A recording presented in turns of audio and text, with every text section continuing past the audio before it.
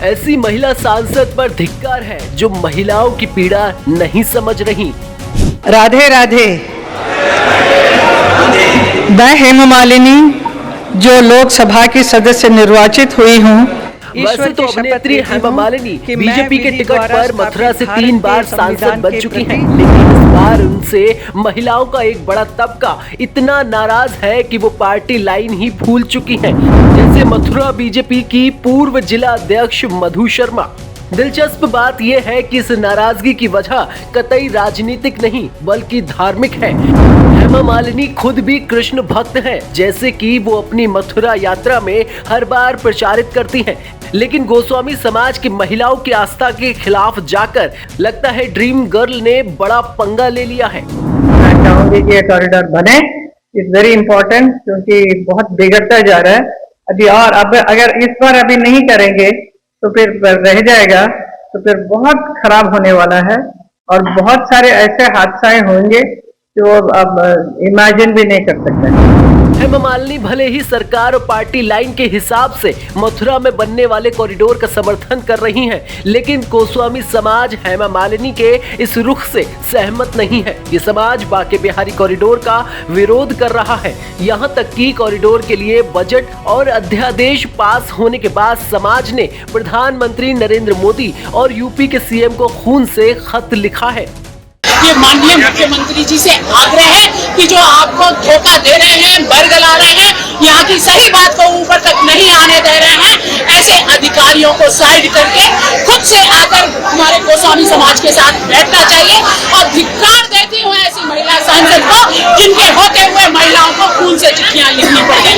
18 जून को खून से खत में क्या लिखा?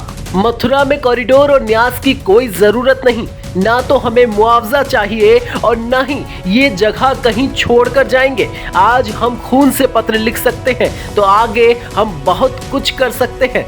गोस्वामी समाज के इस धमकी भरे पत्र में आपको पूरा माजरा समझ में आ गया होगा कि ये समाज बांके बिहारी मंदिर के सामने 5 एकड़ में प्रस्तावित कॉरिडोर से सहमत नहीं है।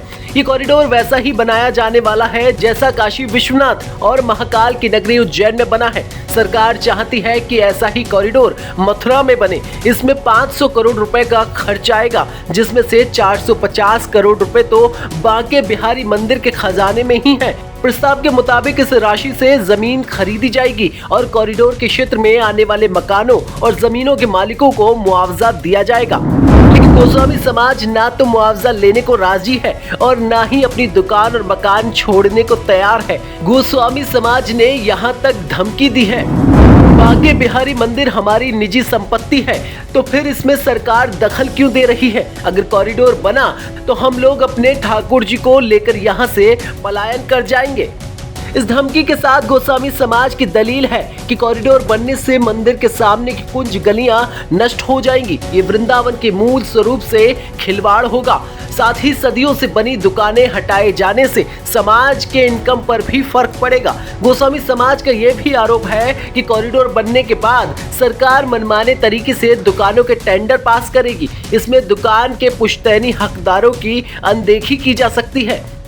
ये तो हुई गोस्वामी समाज की दलील। अब कॉरिडोर को लेकर सरकार की योजना समझ लीजिए।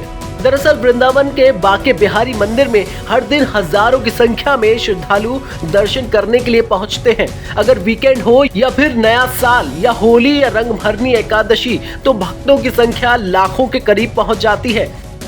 लेकिन मंदिर में जाने के लिए रास्ता छोटा होने की वजह से व्यवस्था बिगड़ जाती है। दरअसल मंदिर तक कई 100 साल पुरानी कुंज गलियों से होकर गुजरना पड़ता है। कई बार भीड़ में लोगों के दबने की खबरें सामने आती हैं। इसलिए सरकार चाहती है कि व्यवस्था इस तरह की हो जिससे श्रद्धालुओं को कोई परेशानी ना हो और ज्यादा से ज्यादा लोग दर्शन के लिए आ सके। इसलिए सरकार ने बांके बिहारी मंदिर के पास करीब 5 एकड़ जमीन पर कॉरिडोर बनाने की योजना बनाई है। इसमें मंदिर तक जाने के लिए 3 रास्ते बनाए जाएंगे। श्रद्धालुओं को वाहन खड़ा करने में परेशानी ना हो, इसके लिए 37,000 वर्ग मीटर में पार्किंग बनाने की भी योजना है। हालांकि कॉरिडोर इस तरह से बनाया जाना है जिससे मंदिर का मूल स्वरूप पहले जैसा ही रहे, लेकिन कॉरिडोर के लिए यहाँ बने 300 घरों का अधिग्रहण किया जाना है। सरकार इसके लिए उचित मुआवजा देने के लिए तैयार है, लेकिन 18 जून को सरकार के अध्यादेश पास होने के बाद 24 घंटे के अंदर ही गोस्वामी समाज ने कॉरिडोर के खिलाफ सुप्रीम कोर्ट में याचिका दायर कर दी।